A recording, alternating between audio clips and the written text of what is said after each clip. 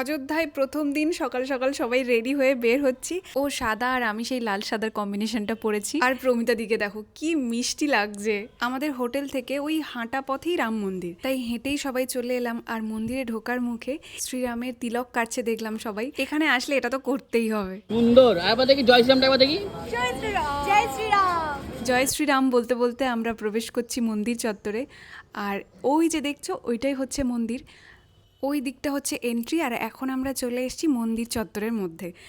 আর এই যে বিশাল গেটটা দেখছো, এই গেটটার ওপারেই রয়েছে মন্দির। তবে মন্দিরের ভেতরে ফোন কিংবা ব্যাগ, জলের বোতল কিছুই অ্যালাউ নয়, তাই তোমাদেরকে ভেতরটা আমি দেখাতে পারলাম না। কিন্তু এইটা তোমাদের দেখাই, শ্রীরামের যে বিগ্রহটা ভেতরে রয়েছে ঠিক এই রকম দেখতে। বাইরের এই দোকানগুলো থেকে আমি একটা ব্রেসলেট নিলাম। এদিকে এরা দুজন কি করছে দেখো। মন্দির থেকে বেরিয়ে আমরা সকালে সবাই জলখাবার খাচ্ছি। আমরা সবাই ধোসা নিয়েছি, কিন্তু ও নিয়েছে ছোলে ভাটুরে, যেটা সবাই মিলে একটু করে টেস্ট করা হচ্ছে। এখন গিয়ে রুমে একটু রেস্ট করব, আর বিকেলে বের হব দশরথ ভবন দেখার জন্য, যেটা কাল তোমাদের সঙ্গে শেয়ার করব। চলো সবাই ভালো থাকো, আজকে তাহলে আসি, দেখা হচ্ছে কাল।